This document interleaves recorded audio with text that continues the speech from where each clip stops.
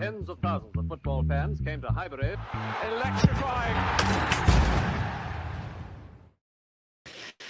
Yes, guys, welcome back to the first instant reaction of the 25-26 campaign. Arsenal against AC Milan in Singapore, 1-0. We won. We didn't win the penalty shootout, but you take it anyway. 1-0 to the Arsenal. Fantastic news. I hope you're all doing very, very well.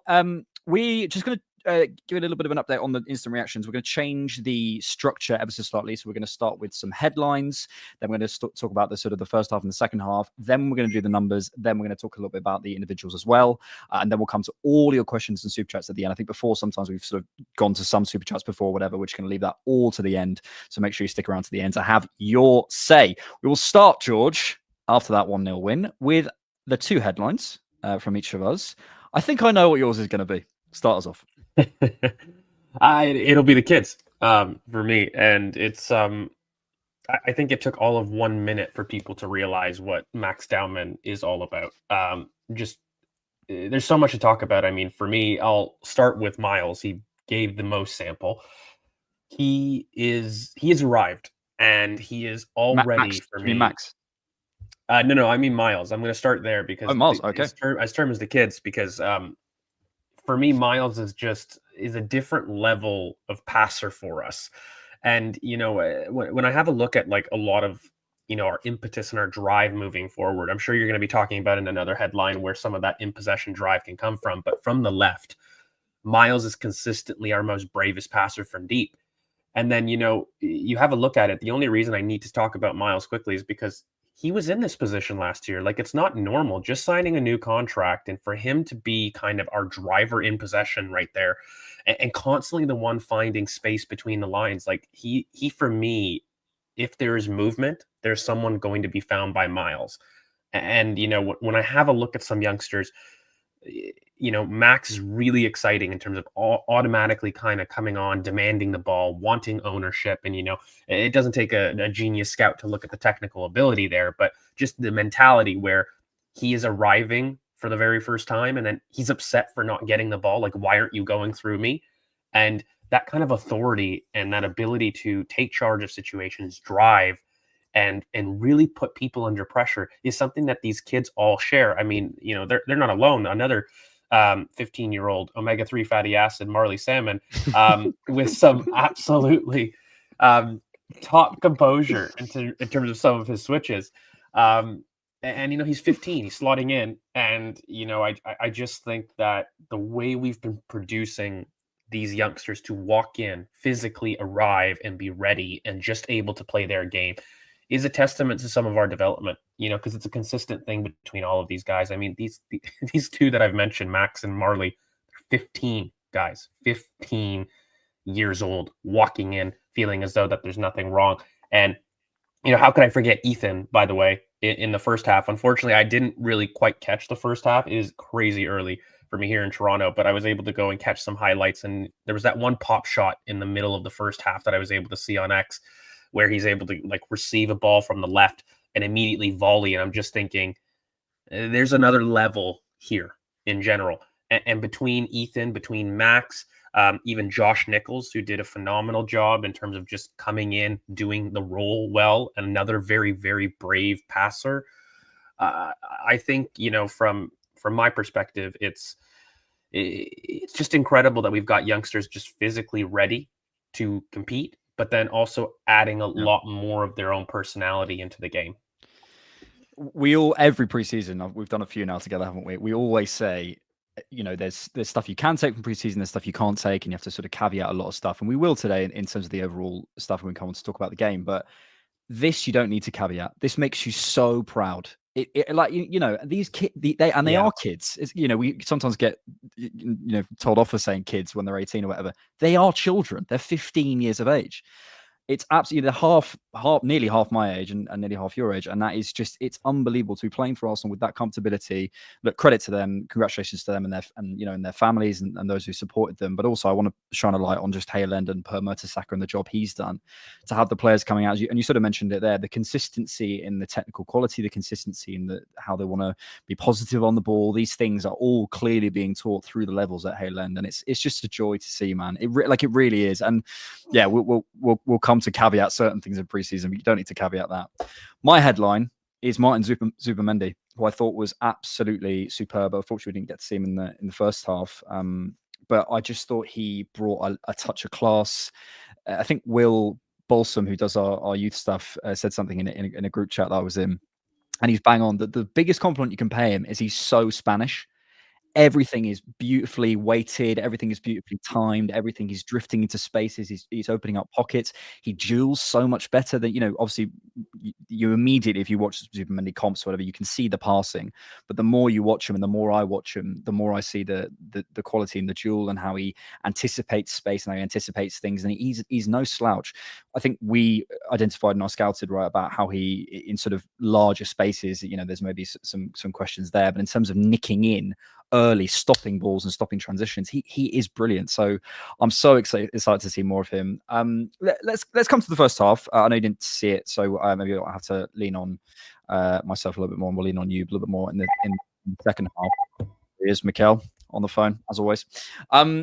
Yeah, I thought, look, we're going to have to do the preseason caveat, of course, that a lot of this stuff is, I think there is some stuff that could be put down to rust. Some of the stuff could be put down to, players who haven't played together before. They haven't played for a while. Obviously, there's no international tournament. A lot of these guys literally haven't played since May, and a couple of them since even further back. Most importantly, George, the kit looks good. So that is key, frankly. It's fantastic. I think the main thing I noticed from the first half, and probably the only thing that I could say I'm really curious about sort of moving forward, whether it's Newcastle, whatever, is first, I think we look a bit narrower as a shape in general. I'm looking forward to seeing how that changes things. And I think that allows us and helps us with our wingers to get them inside, having touches and doing certain things quicker and with more actions. But specifically with Norgard, although I felt he was a little bit shaky at times, and again, that's the preseason caveat coming in there, the first time ball straight through, and it felt in general with Waneri inside, with Norgard in the middle, and just in general, to be fair, from the back with Kiwior and Saliba, etc. It felt like we were willing to go forward a little bit quicker. And I'm really curious, once we get Madueke in, once we get Gyökeres in, how are Arsenal going to adapt to become this team? How many times did we talk about on the podcast this stuff? Rohan was tweeting about it this morning, about the high turnover situation and how we can get more sort of thrust going forward. And it's not just going long to Kai Havertz, it's trying to pick out runners in behind. It's going early and quickly. And I did feel we did that. Just a couple more things on the first half before I throw to you for the second. I thought Calafiori looked really, really good in that left central role. Looked really proactive, sort of fitting in for Gabriel, stepping out early, reading that first pass is a massive thing. And I'll probably finish on this with Ben White, who I thought was fantastic in the first half. I think a fit Ben White. I've got a video, sorry to plug myself, coming out on a different knock about the squad building. This sort of battle between Ben White and Jurrien Timber with different roles for different games, with the Heinze connection about, using different profiles or whatever. I'm so excited with a properly fit Ben White and a properly fit Jurrien Timber, how we can find different solutions in different game states. So yeah, a little bit of rust here and there, of course. I think Saka was top. He never looks rusty to me, but a really, really good first half, and was really pleased. But yeah, thoughts on the second? Yeah, no, it was good. I mean, I think our game model is just so constricting, just in general. I found one of my favorite performances, though, of the second half. There was a couple, but one of them was Kiwior. He just seems to have found his voice, and the way that he's able to kind of play as a more leadership role, especially with Marley Salmon coming in, Josh Nichols a little bit later in the half, but even earlier than that. The way that Kiwior was able to spot runs, even central, not just long switches, but like this first time receive and cut through the middle of the park. It's a level of verticality that I think, I do think that Heinze has probably added a little bit of. It's something that, if you do look into it, he is somebody that really favors those things and, wants to get the ball early to attackers, wants to promote some free movement. And I do think that the dial between control has been just ever so slightly tweaked to the more direct route. And that really was all it needed. And we needed to understand that balance a bit more. And when I look at Kivior and his performance, like that's just a perfect example, because as the central center back, you're going to dictate build up quite a bit.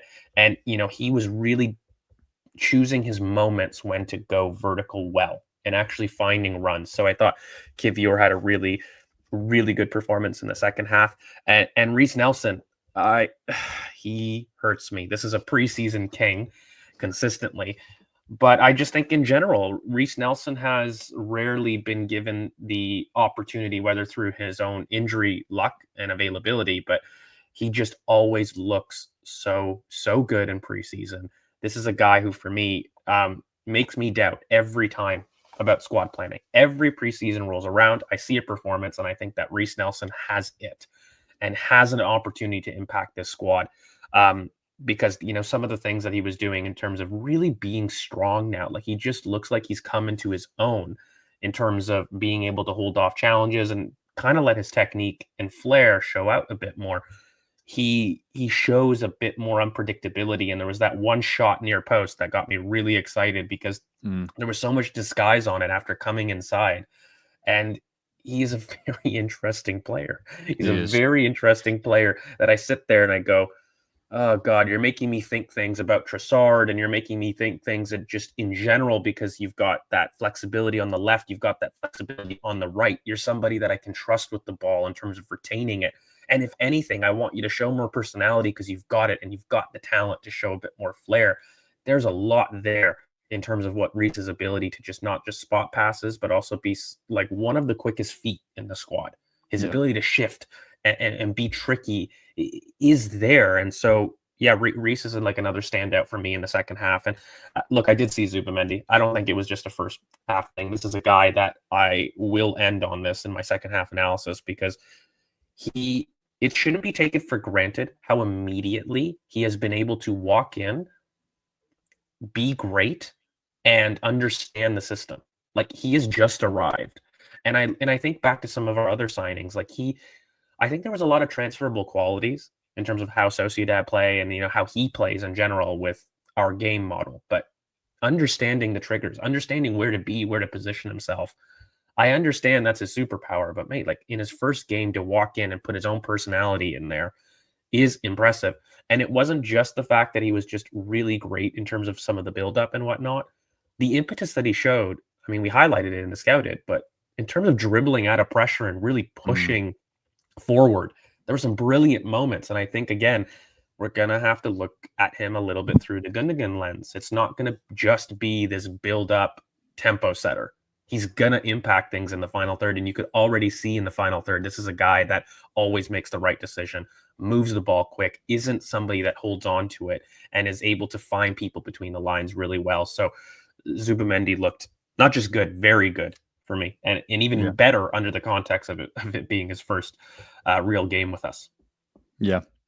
Look, a lot of this stuff, I think we have to wait and see on, but certainly good signs. I think my big takeaway from the second half was, I think a lot of the stuff was happening or felt like it sort of ended up down the right hand side, with whether it was Dalman or Saka when he was on, or Odegaard, obviously. And it feels like the left hand side has so much capacity to get better, whether it's the Miles inside ball, or whether it's Nelson, or whether it's Trossard, or figuring out the left hand side. I'm really, really curious when we get Madueke in, or whether we get signing in, how that left hand side explodes, because it's just there's a lot there. I don't know if people saw on the screen, but there was some numbers that you can go back and have a look at for Reece Nelson, and it's a really small sample size. I think it's September to December or something with him for Fulham, but he's showing, it's not just preseason, he shows some really, really good numbers, and it's certainly something to factor into the thinking.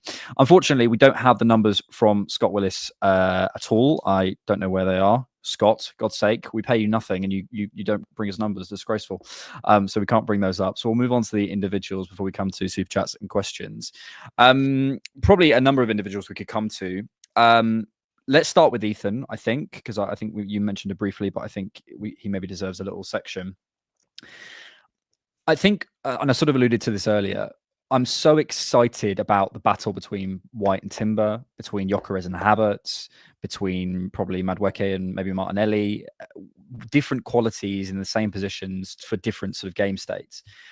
And I think when Aries showed us today what he's adding to his game to absolutely challenge Martin Odegaard, this is not in any way I think he should replace or whatever. It's just he brings such a different skill set to Martin Odegaard that there are certain situations that I just think, wow. And I think physically you can see he's bulked up. Definitely, he looks much more willing to me, but especially in the first half, looked a lot more willing. I don't think he played second half much. I don't think he played at all. So yeah, first half, I think he looked a lot more physically robust to me, willing to take on the duel. But when you get someone with that quality on the reception inside, you see how much people want to look to him because they know if I play that ball inside, he's going to take it and get an action off. It's so quick.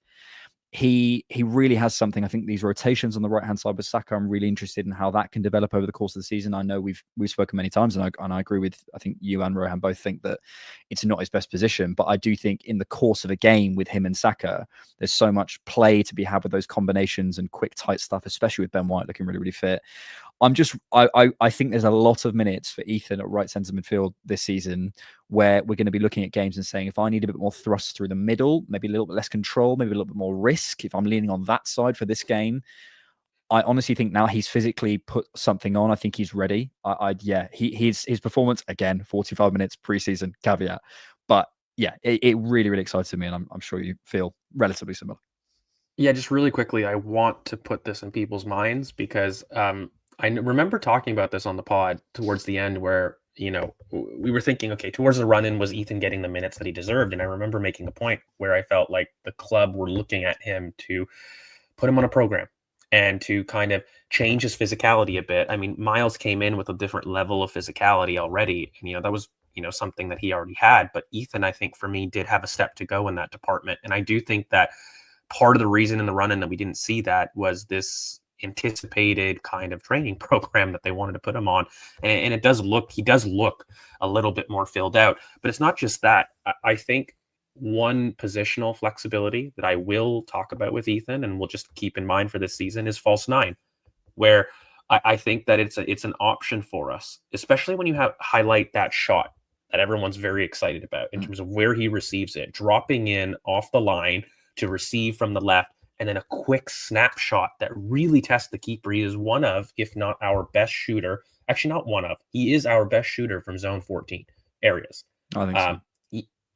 Ethan's ability to consistently create that kind of top corner finish from those areas, coming from the right, but also even when he is in there, his ability to just shift, shoot, and really test the keeper in terms of moving him. Like it's not how just quick a he shot gets on out of his target. feet. It's how quick he gets out. The backlift is insane. The control, turn, bang is immediate. It's not, he doesn't have to think through his technique to get it off. And so I do feel that, with a little bit more kind of emphasis on playing in those areas, he's going to really thrive. And I think that false nine could be a position that we see him in a little bit more in other areas.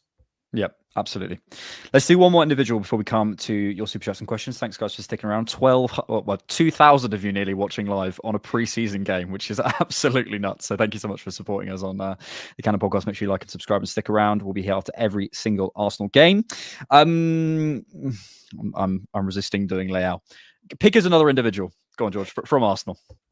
From Arsenal. Look, I think one of my favorites will always be my favorite. It was, William Saliba. I just, it's like, it's just a joke at this point. And, I feel like sometimes we just go through the names, right? It's Saka, Saliba, Rice. Saka, Saliba, Rice. And we're just like, they're just so incredible. But I'm just looking at some of the passes that Saliba was pulling off in this game. And I'm like, you're literally taking the mick. Like you are somebody who this is too easy for you. You get bored. So you're like, I'm just going to try something outrageous. And, I think sometimes it is a little bit of taken for granted. It is a little bit of the sense of like, we have, for me, the best right center back in the world. Period. End of story. And, I don't see somebody who's got this level of even potential in addition. Like what kills me is he is taking the mick, but at the same time, he's got a lot to grow. Like, he's still got such a massive journey that he himself can do. And, there was that one run that Leao does, on the break. And I'm just, not that I'm questioning, but I'm like, that's for me one of the best isolation runners in world Mm-hmm. football. Mm-hmm. In that specific moment in the channels, isolation, Rafael Leao is a problem. Now, Yep. talk about all the things about coming back and whatnot, but that specific skill, he's a problem. Saliba comes in and Bro, absolutely deals with it there's one like on it's Loftus no Cheek. problem. There's one on Loftus Cheek as well that he does in the second half that you just like. And also I think like Miles is Yeah. running back and he's like, you got him. He's miles behind as well. It's crazy. It is it's getting to the point where I just think like, okay, I will say this. The one thing that I do want from Mikel, you've got this much talent in the back. I'd like to see some more risk. I would. I agree. Because it's getting to the point where he is like, this is the 1%. If we believe in the talent so much, we do need to turn the dial in terms of chancing and allowing more players to get forward, because it is at such a freakish level. If you can sit there and say, oh, Leao's on a 1v1 and I'm going to have Saliba who's behind to catch him up and be like, no problem. If you have that level of confidence against that level of player in that specific moment, that's the elite of the elite physically. You're not going to get much better. Maybe Mbappe is like the slightly quicker and, better acceleration.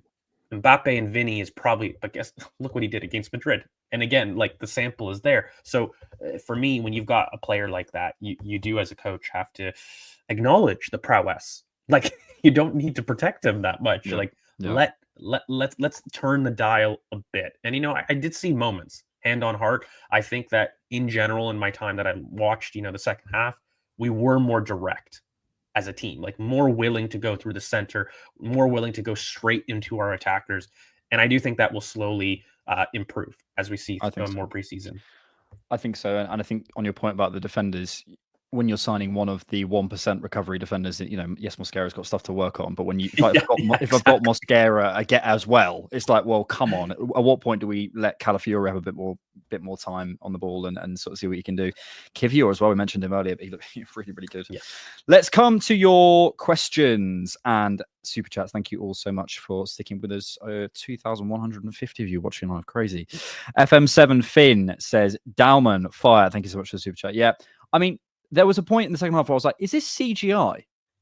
Like he can change direction so quickly that it looks like you're playing FIFA, like where you literally the player just turns, when you like just press the other way and it just goes like that.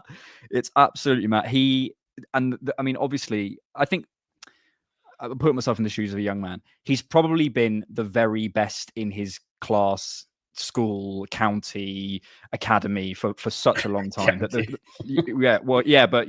country for such a long what do you say, district for such a long time that I'm not surprised by the confidence necessarily, but what I am surprised by is how he just immediately looks at the level. Like there was no moment even at all when I was like, oh, he's not here. I think sometimes you can have the confidence, you could be trying stuff, but it doesn't come off. It was immediately coming off for him. It's incredibly exciting. If people haven't sort of watched Damon massively, or they would have heard of him, obviously, could you just give us a really quick breakdown on Salmon and Damon, actually, just what you see them as, where you see their strengths? Obviously, we saw Salmon at right centre back. Could he play left centre back? Damon's been playing on the right. I think you mentioned actually he probably would play on the right. Just give us a quick breakdown on that. Yeah, absolutely. And I will encourage everybody. We've got a youth pod coming out, guys, and we really break down things in a lot more detail, not just those two, but everything. So little self-promo, have a look out for that.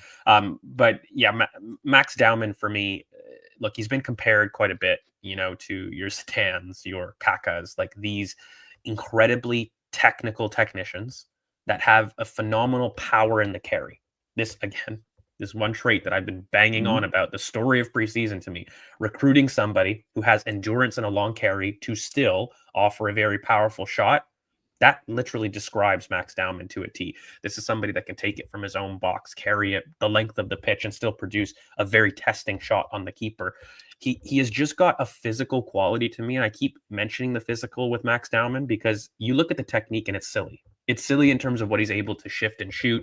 When somebody goes to engage with him, he's able to kind of just shift the ball from right to left, left to right very, very easily. He's got incredible manipulation of the ball. But it's just his ability to carry beyond somebody and create that physical separation in that Kaka-esque mold. And even in that Zidane mold where, incredible technician, but the running power that these guys had is what made them unique. And you're looking at guys that were like 6 foot, and he carries that presence with him. I do, like I said, I think we will see him a lot from right wing, and he's got that physical capacity that I don't think Ethan quite has as well in the long carry, which is why him at right wing minutes might be something that we see a little bit more, and there's actually a lot more versatility there. It's not the same as Ethan, who needs maybe a little bit more of an overlap to really be more of an interior. So that's a slight difference between Ethan and Max. Like there is a bit more longer, or sorry, not longer, but better running power in long distances with Max. And of course, look, he's going to shine at number 10. You give Max Dowman the ball. This is somebody that thrives in those central areas, thrives in in deep buildup and really driving forward with the team. Bit more of a carrier first as well. And then you've got Marley Salmon, who is just before you go on, George, just push your chair back a touch. Yeah, a very very, very composed center back. Like we're looking at somebody who is more in that central center back mold and kind of more in that leadership, dictating play kind of center back, the quote unquote Rolls Royce. Like he has quite a bit of defending quality, but of the two, is he Saliba or Gabriel? He's more Saliba. He's more somebody that's going to his idol as well, right? I think he said. Yeah. And he's got a phenomenal switch on him, which, by the way, you saw there was like one moment in the second half that had brilliant switch. He's just incredibly composed. So, yeah, I think Marley Salmon for me is a bit more in that central center back mold than he is a wide center back. Like Mascara for me is a little bit more of that wide center back kind of mold right now. But, you're looking at Marley Salmon to truly develop into that Saliba-esque. And ironically, if you were trying to profile him, Saliba's not a bad shout in terms of looking at what he could be. Yeah, I think we've got a super chat from Soon who says Saliba's going to Madrid and Salmon is the replacement. Well, not soon, hopefully. It's really impressive. Look, we have to caveat that they are 15, and we need to really temper expectations. Children. But I think they are children. But I think look, ultimately that we've been cautious on the podcast. Obviously, we've known about Dalman for a long time, but we've been cautious of naming him and putting pressure on him. He's playing in Arsenal's first team. We can talk about him now. And I think the development pathway is going to be super interesting. I think the way Mikel has handled Ethan, I think has been really good so far. I think the way he's handled Miles has obviously been superb. So I think I have no real concerns. I think when you go back historically, we always said, or certainly I always said, I know on the podcast, that the youth thing with Mikel, when I think it was 2023, wasn't it? When sort of people were saying, we don't appear to have as many youth academy graduates, etc. It's going to be one of two issues. And you have to solve one of them. Either Mikel isn't giving enough opportunities or the talent isn't good enough. But the answer isn't, so that's it. It's you have to fix one of the two problems. And it feels like we fixed the talent isn't good enough problem, basically. And I think that requires a great amount of credit.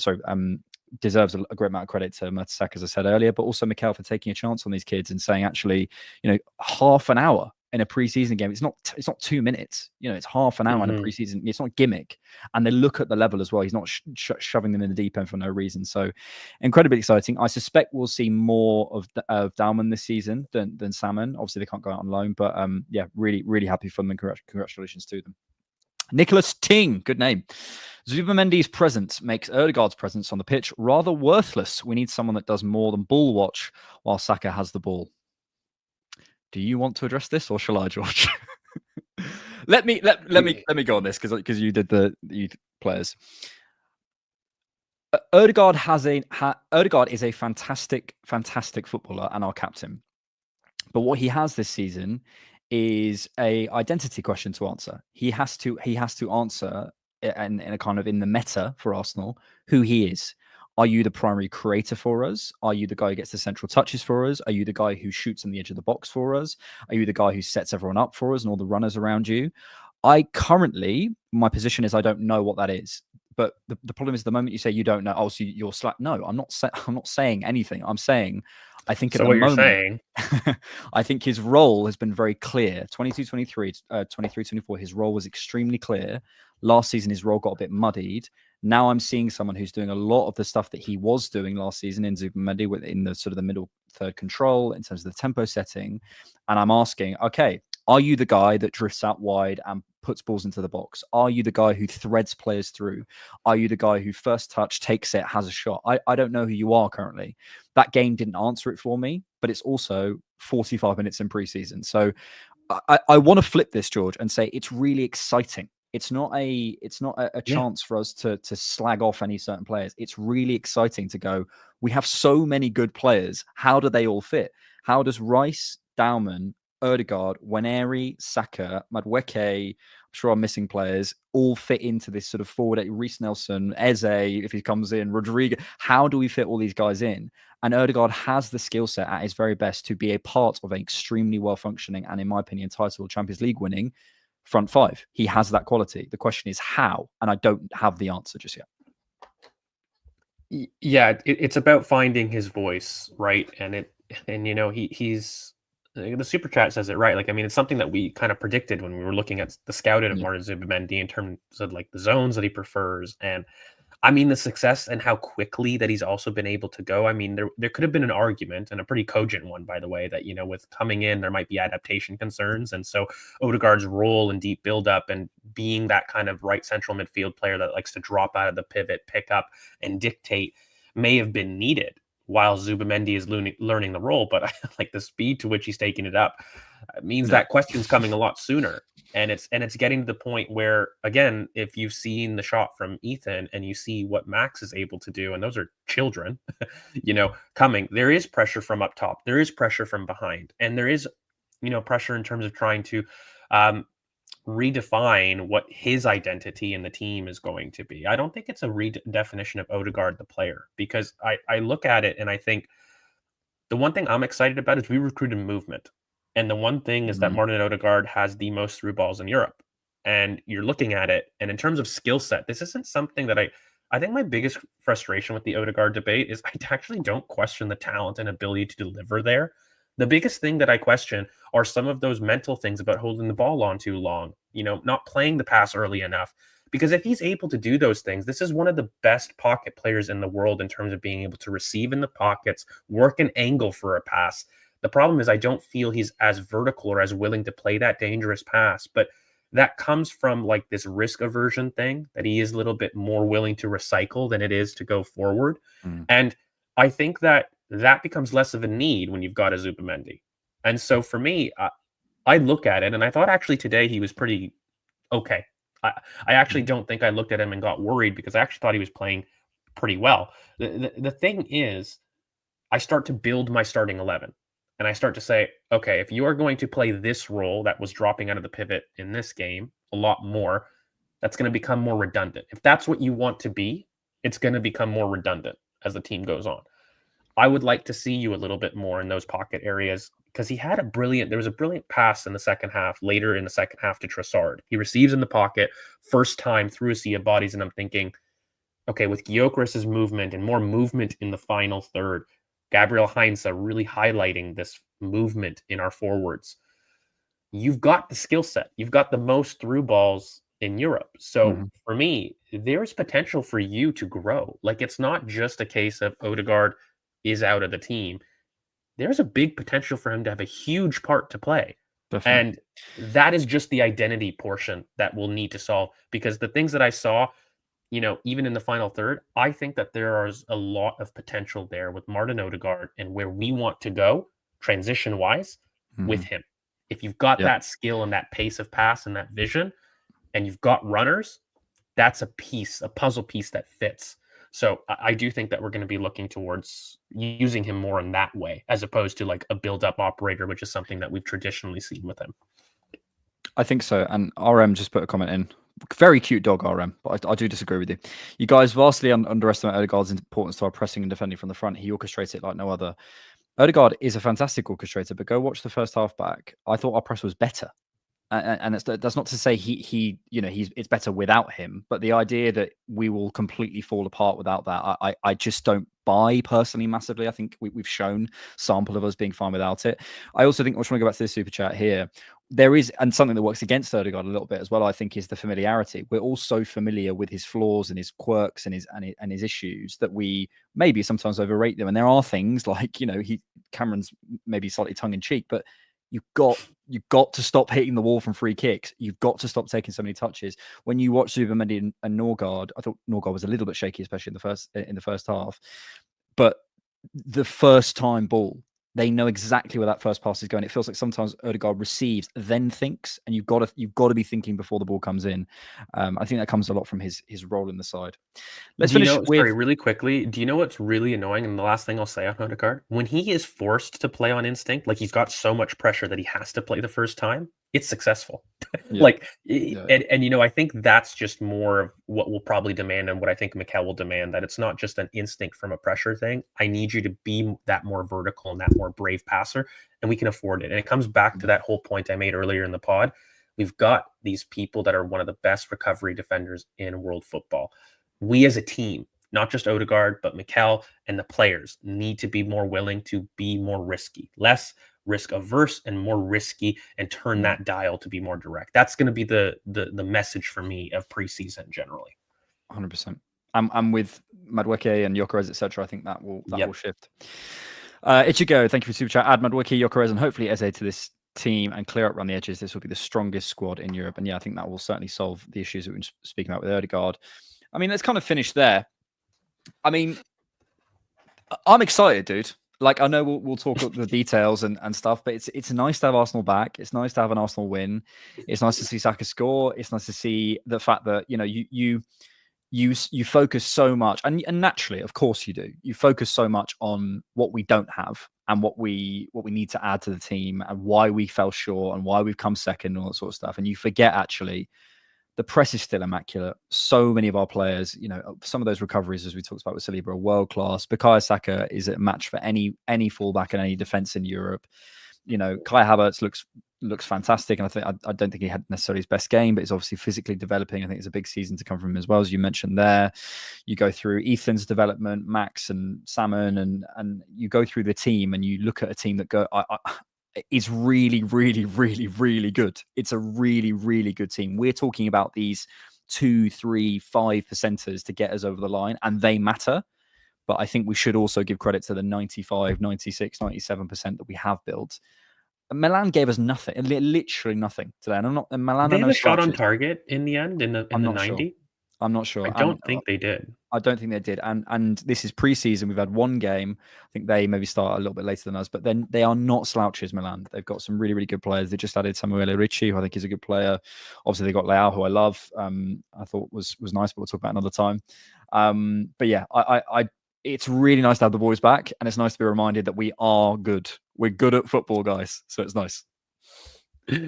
Yeah, no, it is really nice, and I think, like you, I am quite excited. I am quite excited about like the season moving forward, and the biggest thing that I'm looking forward to is continuing this momentum where I felt like there was just a very dominant display.